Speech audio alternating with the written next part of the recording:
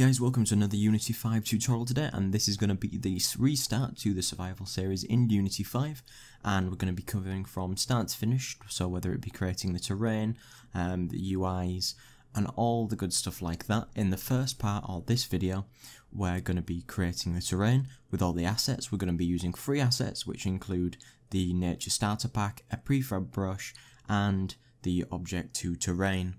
And I'm going to be showing you how to start by designing your terrain, adding the foliage, textures, trees, even show you how to go by adding your own image effects to make it look a little bit more interesting, and we're looking to making a mesh design within a 3D program, then bringing it in and using it from there. So without further ado, we'll get straight on. So we're going to start by looking at creating the design or the shape of the island that we want to create. Now, it's different for different 3D programs, but I'm going to be using 3ds Max to just sort of simulate this idea, and you can use whatever you want, like Blender and things like that. So if you've got 3ds Max or you're used to that, we're just going to add a viewport background to the top. So we're just going to configure the viewport, go to the background tab, we're going to use a file that we're going to be looking for, we're going to search for that file, and I've got it on my desktop, and it is just something to do with, it's an overhead thing that I got from Google, and then what we'll do is that I'll match rendering output and apply it to that viewport, and then it matches it roughly well to the viewport. We'll just press OK, and you could attach this texture to a plane and then do it the same way, but I'm just doing it like this for the sake of just drawing over it.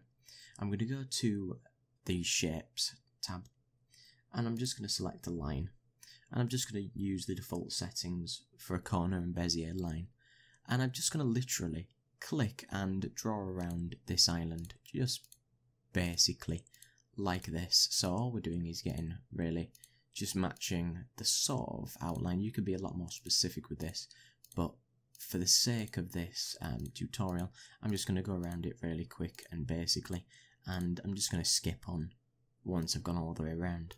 So I've gone all the way around the object, and you can see that in my perspective viewport down here that it's made the rough shape. And what I want to do is I want to select the line, I want to right click and convert to editable poly. And once I've done that, I want to use vertex selection. Now you can see all the vertexes that are made up, and it's just one big sort of polygon, and that's not very good. I mean, Unity will triangulate it, but for the sake of this, I'm just going to use the cut tool, and it might be different in other programs, and I'm just going to literally cut the lines into this shape. So I'm just matching it up, so each of the polygons that we have are either going to be a 4-sided or 3-sided triangle, because it doesn't really matter, we're only going to use this for a certain amount of time. But I'm just going to match it up just like this by selecting the line and matching it up to a corresponding line on the other side. Doesn't matter if it doesn't totally match up, it's absolutely fine. We're only doing this as a rough thing because we're going to only use this for a second. And then once I've got all the things that I think I've got, I'll start by going all the way across and matching up to these sides. It doesn't matter, as long as we've got mostly quads and triangles, we'll be fine with this. And now you can see that it's finished up, and you can see my object just there with it all fairly closed off. Now what we can do is we can just select this object because we've already got it currently selected. We can go off that, you can see you can move that around. What we'll do is we'll set it to, on the bottom coordinates, we'll just set it to 0, 0, 0, just so it's in the center. I will go to File, Export, Export Selected, and I will go to the desktop, and then I will just save it out as, we can save it out as island design, and you can save it out as .fbx, .obj, depending on what program you've got, and we'll save that out, and we'll get some export settings. For the geometry, we can export smoothing groups. You don't need turbo smooth. Make sure we don't have animations, we don't need any cameras, we don't need any lights. We don't need to embed media because we're not bringing anything with us. We can leave the units like that. We could change it, and that should be fine, and we can just press OK and export that out. And now I'll move on in the next part of this video to choosing, it's creating your own scene. Okay, so we're going to get right into making the new scene and starting the new project. So I'm just going to choose a location of where to save this game, and I'm just going to call it Survival Part 1. And then we're going to have it as a 3D project, and I'm using 5.4 for this, so it's got all the new features and all the fancy things. And you can add a new asset to go with it. You can add the characters, but I won't add anything else in, and I'll show you how to get all the assets that we might need when we're inside the game. So what I'll do is I'll create this. Now once we're inside Unity, you can see we've got an entirely blank scene. What we can do is we can import the mesh that we had created. We'll call it Island Design FBX, and you can see it there, and it's only just a plane, so it's one-sided. We can just tick the box to say that we generate light mapping UVs. We can go on animations, make sure we untick animation, so that'll be off. We don't want a rig on it, and that'll all be fine. We want to create the object to terrain script, so I will show you, or give you all the links in the description and all the assets that we're going to use. And it's going to be on the Unify community sort of wiki page, and it's going to be the object to terrain. You can search that on YouTube, or you can look for it yourself. Now I am going to be doing this tutorial series in C#, but I tried the C# version and it doesn't really work as intended for me, so I'm just going to get the JavaScript version.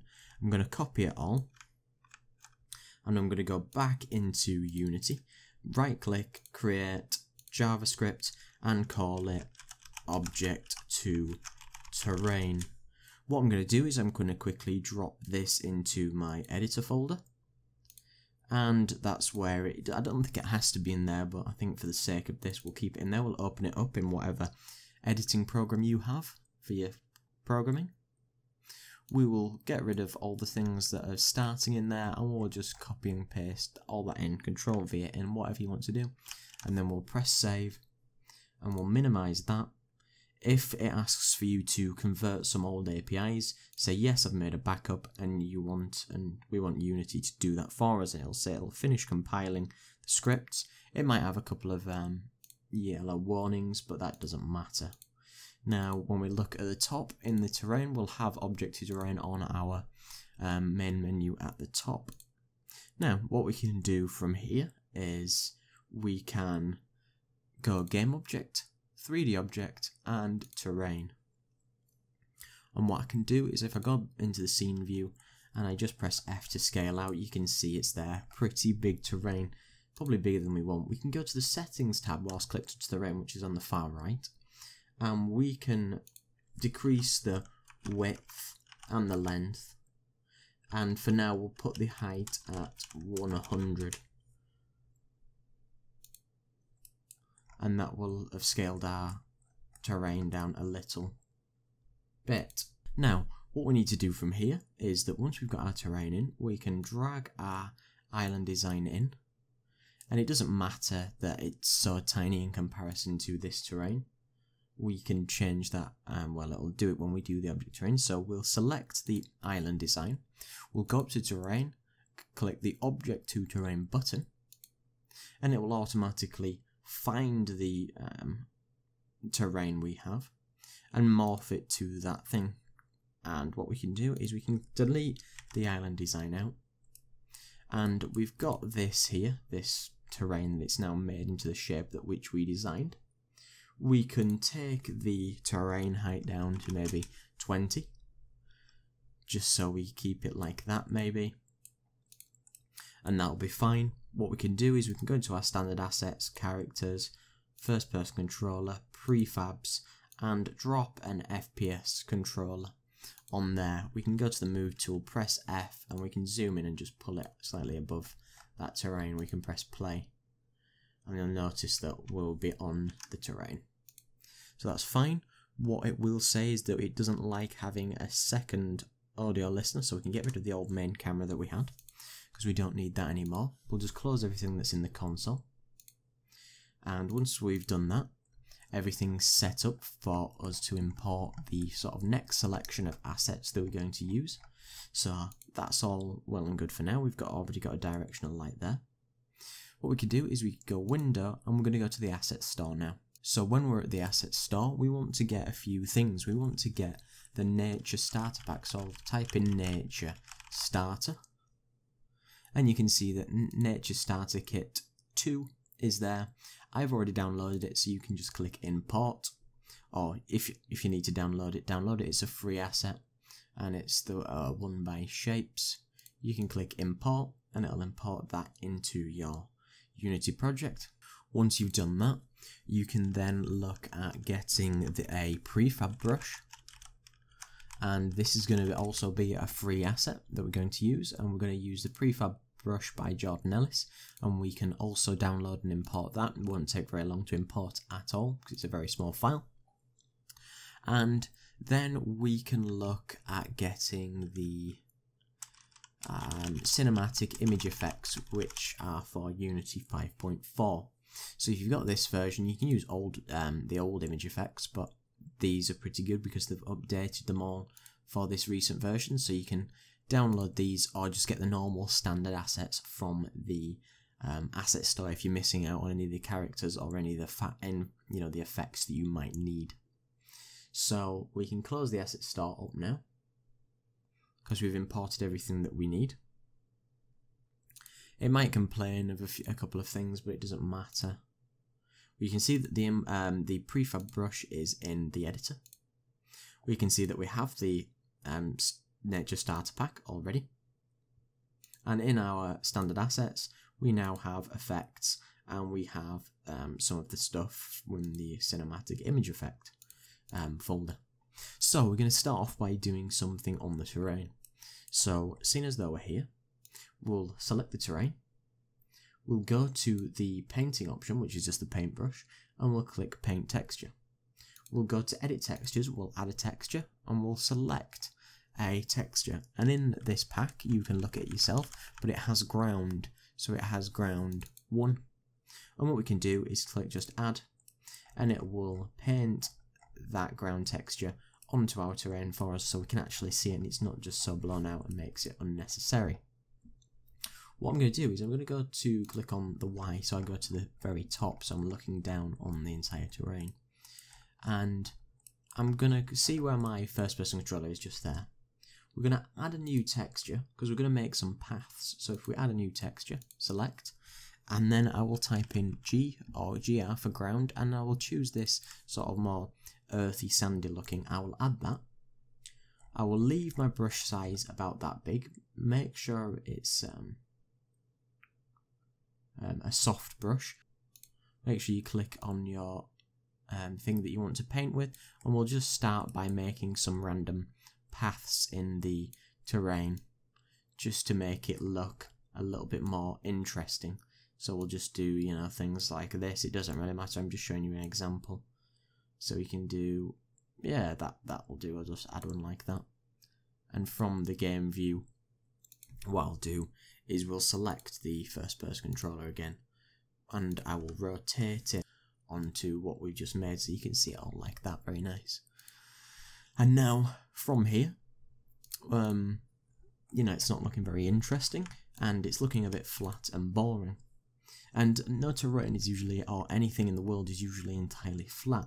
So what we could do, and this happens in a lot of games, is that the edges of any terrain is going to have maybe a mountain or something that blocks your view, so you don't actually notice that the world, maybe ends at a certain point, or it doesn't look like, there's something amiss. You want to create the illusion that it does go on forever. So what we can do is we can pin and raise height of the terrain with the first icon in the terrain selection. What we can do is we can increase the brush size, make sure the opacity is at full. What we can do is we can just pull the terrain up on all of the edges, so it makes it look like we've got maybe some mountains and things around the actual terrain. So it gives the illusion that you're not just looking out into nothing. So you can do whatever you want with this, but I'm just showing you one example of a small sort of sandboxy area that we can play around in for this series. But then I just pull that up. If I look at the game view, you can see that we've got some sort of hills. I'm not really taking much time to do this. It's really up to you with what you want to do. Then what we can do from here is we can maybe start adding some grass and things like that. So what we could do is we can go to the little flowers option, which is paint details, and what we can do is we can add a grass texture, and it's the one with the little sort of picture of flowers. When we do that, we want to select maybe grass 01. We can add that, and then we can change the colour to maybe more of a darker green. And if you ever happen to click off it like I did just then, you can click back on the edit details and click edit again, and what I'll do is I'll change the colour of that texture as well to sort of match it up so it's roughly the same. We'll add another grass texture and type in and get grass 02. I'll make this darker again, and I accidentally clicked off it again. We'll click edit and we will change it to green once again, dark green, roughly like that. Then what we could potentially do is we could add another grass texture, and we could add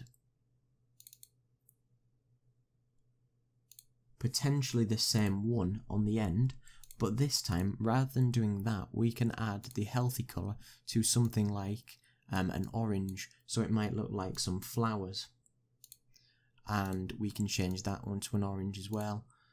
So this first one can be the main body of grass that we're going to have, and I'll make the brush size quite big, and you can see I can start painting that onto the terrain. I'll keep the target strength quite high. I'll keep the target strength relatively low. I'll take the opacity down slightly, so the opacity makes it less thick in certain areas. I'll keep it maybe towards the middle, because we can repaint this as we need. I might select a more solid brush here, so then I can just paint right up to the edges. I'll maybe take the opacity down a little bit more again. I'll go right up to the edge, and I'll just start painting around with what we have. And I could possibly select grass 2 and start painting in these other details that we might have. If you feel like you've gone over the path or over the edges you might have wanted to, you can decrease the brush size, and you can hold shift. Hold shift and you can just start deleting things that are in there. What I could do is I could just grab this again and start painting in. Grab 02, just paint some of that in. You know, we're just getting this around. And then what I could do is I could take the opacity down quite a lot, grab this one at the end, and we can just add some sort of highlights in the areas that we have, so it looks like we've maybe got some flowers in there. We can take the opacity back up again and maybe start painting it a little bit more. I mean, this is a lot of grass, but you can experiment with this. I'm just showing you. What I'll maybe do is keep the brush size large, take the opacity down quite a lot, and I could paint, you know, in the areas in the distance by just doing single clicks rather than holding it down. And you can see when we press play, we start getting, you know, some build up in the areas that we might want it. Yeah, that's all well and cool, but that's not very interesting. We want to add maybe some large trees to the area. So we're going to use the prefab brush. So what I'll do with the prefab brush, it doesn't actually add it to the terrain. It actually just adds it to, you know, just here in your hierarchy. So what we're going to do is we're going to right click in the hierarchy and select create empty, and then we're going to create an empty game object where the trees are going to go inside. So we'll click trees. And what I'll do is I will just save this scene out, and I will call this part 1. Just so if we have any problems, we're fine with it, you know, keeping this as it is. So what we can do is we can go to window, and we can go to prefabs brush. And what we can do is I can drag the prefab brush to this side, so it just snaps to this edge. So we've got it here. What we can do is we can add a new prefab slot. If it does bring up a red error, it doesn't really matter because it's just complaining about this. And what we can do is we can add a new game object. So what we can do is we can look for one of the tree prefabs that's in the pack. So we can add tree 1, and we can select another slot and add tree 2, and even add another slot and add tree 03. So we've got 3 different trees there. We can untick the 2 that we don't want. And what you can see here is I might have accidentally painted 2 trees there, but that doesn't matter. We can start by painting some trees on this terrain. And you might need to click a few times for it to actually place the object into the scene, because sometimes it's trying to place it in areas where the actual Unity doesn't like it to do it. This is a good free little asset, and I don't fully know how to use it properly, but you might have some problems with it, but you want to just mess around. So we're just adding a few trees around, things like that, just in the areas where we might want it. And what we can do is we can untick this option, select the next tree that we have, add some more trees in and around the areas. We need the trees like this, so we'll be able to cut them down within one of the few next tutorials that I'm going to do. And then we can select the last section, so it's this tree. So now I've just randomly put the trees around in the areas. Now, if you're not careful, it'll end up painting more trees with this selector, so we can just right click up here and close the tab, then we'll get our normal selector back. Now, like I said, we've got a lot of trees that have just been placed as separate game objects. We can drag that down into the trees game object, and we can just close that up to make it, look better. Now, we've got a few trees on terrain. It's looking a little bit better.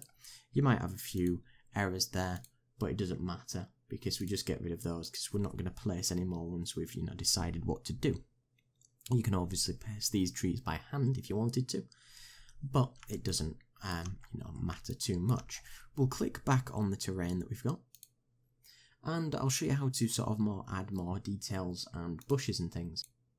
So what we can do is click on the picture of like 2 or 3 little trees, and it'll be the place trees section. What we can do is we can click add tree,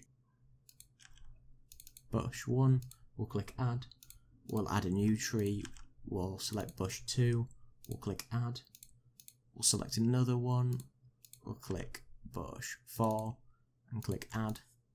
And now we've got a big brush size. We'll take the brush size all the way down. We'll take the tree density down, because we don't want to place too many. We'll select brush 1, and if you do, you see we'll place a couple of just bushes around in areas where we might want them. We can increase it as we need to. We can create a few more bushes in areas we might want to take the density down even more. Bush 4, we just want to populate the area with things that are we could potentially see that are going on in the area, so make it a little bit more interesting than might have been previously. So we're just adding in random bits. Like I said, I'm not taking much time in doing this. I'm just sort of spotting it around and doing things like that.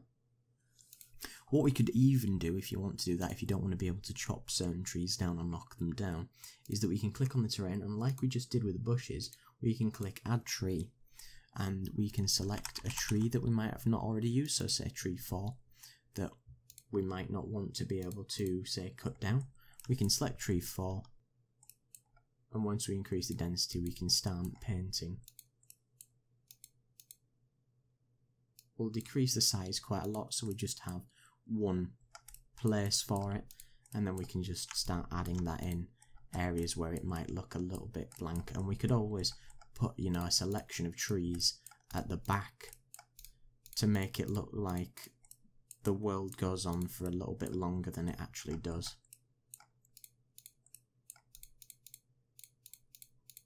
Just spread them around in areas where it might look a little bit bland and boring, and you can do this from the top view and things like that. So you have it, say, something going on like this.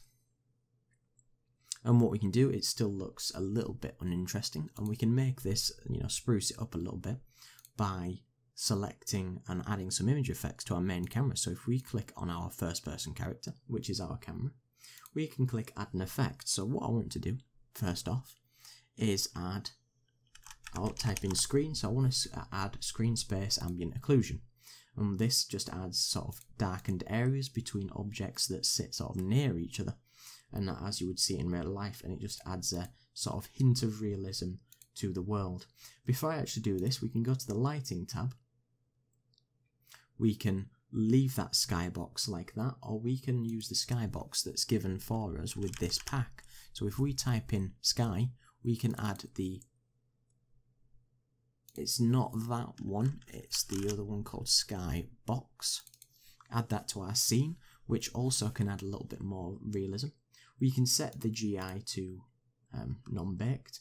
What I can do is we can set the pre-computed GI to 0.05 and get it to sort of start doing something. I'll turn the resolution down to very low so we can get it through to start doing something interesting. We can add the direct link to the sun. We can keep that all doing the things that it's doing. What we can do is we could potentially add some fog to the edges or to the very much the background, and you will see it appear there. What we can do is change that to exponential, and we can maybe match the horizon that we've got back here. So we've got maybe an orange going on, so we can maybe try and get that to match up, something like that. And we can maybe make that fog I'll leave it at 0.1, so then we don't see quite as far in the distance. So we've got that all working. I can add another component, and we can look through the image effects by going component image effects, or the cinematic image effects that we brought in comes with its own ones that it has. So what we can do with the cinematic, we've added the ambient occlusion. We can add bloom, and what bloom does is it highlights bright areas and makes them a little bit more interesting. We can add a color correction, so we can have a color correction, saturation and curves, and what we can do is we can change this curve to the curve that curves from the bottom all the way around to the top, and it's just the preset ones. You can change this by adding keys in and points that you want, and we can just do it like that. So when I take that off, it'll just make it a little bit more bright and interesting. We can also add a vignette and chromatic aberration, and we can add that, and it just darkens the very edges of our scene that we've got. So we can just take off the little bit of edge that we've got and darken those areas up. We can add something called global fog, which might just bring a little bit of fog more towards the camera and make it seem a little bit more interesting. We can reduce the height slightly. We can maybe make the density a little bit less. We can increase the start distance so it doesn't come quite as high up to the camera, so we can leave it about there. That might be quite interesting.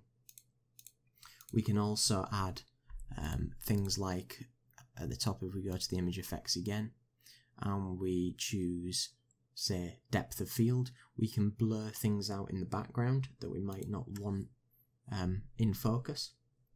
We can also add, we can go on forever and add cool things. We can add anti-aliasing, so it makes everything just a little bit more sharper in areas where we wouldn't have it before.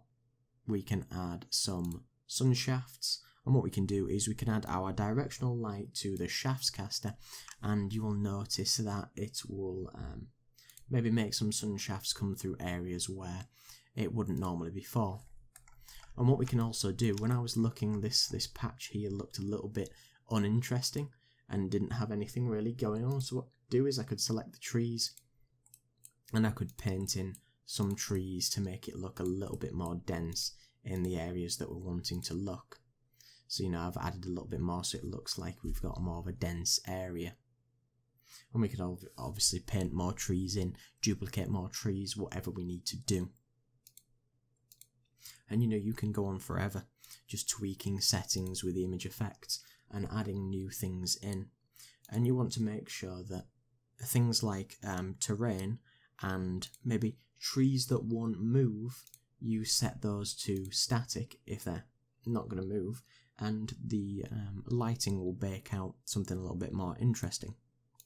Now you can take this further and say you need to adjust things which you thought, oh right, I don't really like the size of the grass, I don't really like the colour of the grass, I don't really like things like that.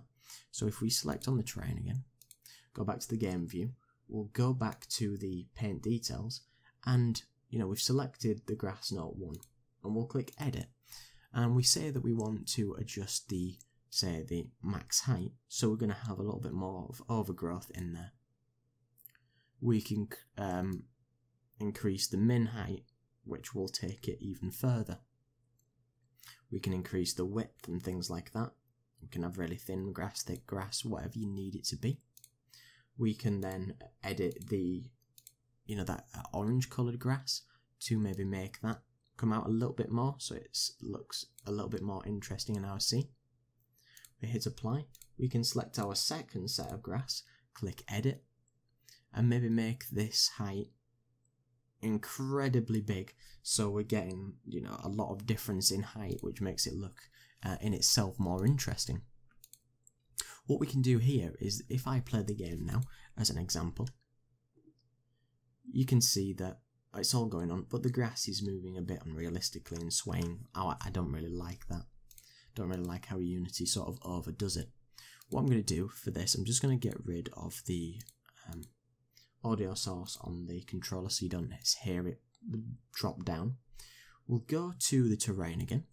We'll go to settings, which you can go to at any point, and you can look at the grass settings. So we can, if we take all the settings down to a modest amount, we press play, then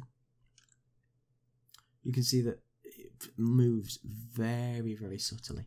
What we can do while it's still playing, we can pull these sliders up, and you can just adjust it so maybe it has a little bit of movement. I don't want so much bend in it, I just want a subtle sort of movement in the tops of it.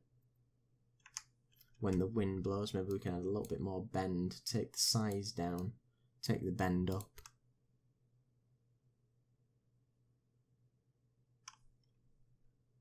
And then when we unplay it, it will remember those settings because it's the terrain. What I'll do is I'll take the bend down and I'll leave it like that. Now you might ask that the trees don't really move. Now we can add something to make that happen. We can add another game object, 3D object, and we can add a wind zone. And now wind zone, I've shown another tutorial on how to sort of go about using your wind zone. Your wind zone is normally directional, so it will go in one direction only. It will just affect it in one specific way. If I select my first person controller and just go back to him, you can select on your wind zone and you can set it to spherical. So say you wanted a helicopter that came down and just affected in a certain area, you could use that. But directional will affect everything all in the same direction. So when we press play, you'll notice that the trees begin to move as well at the same time. And while the game is playing, we can test by taking the main down. We can take the turbulence down, or we can increase it. We can increase the magnitude, or even the pulse magnitude, so it looks like, we've got a really crazy sort of storm going on, but I don't really like how it displaces the trees because it looks a bit weird. So if we just go back up and unplay it, it'll take our settings back to normal. I'll maybe take the main down to 0.5 and the turbulence down to 0.5, and now we can press play again and we get a much more sort of very subtle breeze that's coming through the trees, and you can have, look at all the things that you've made, and you might want to, edit and adjust accordingly to however you want your game to look and feel.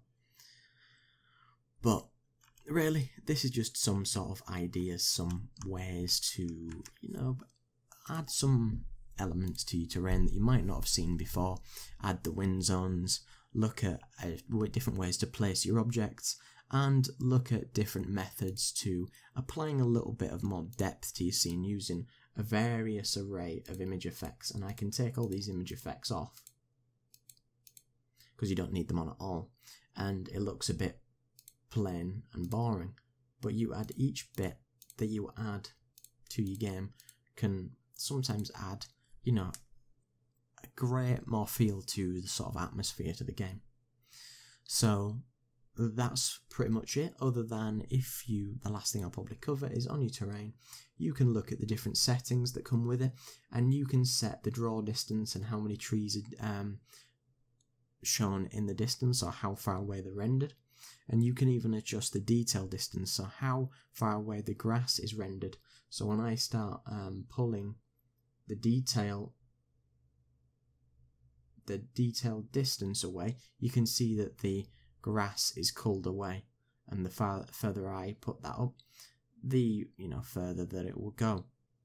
And you do this for optimization's sake and things like that.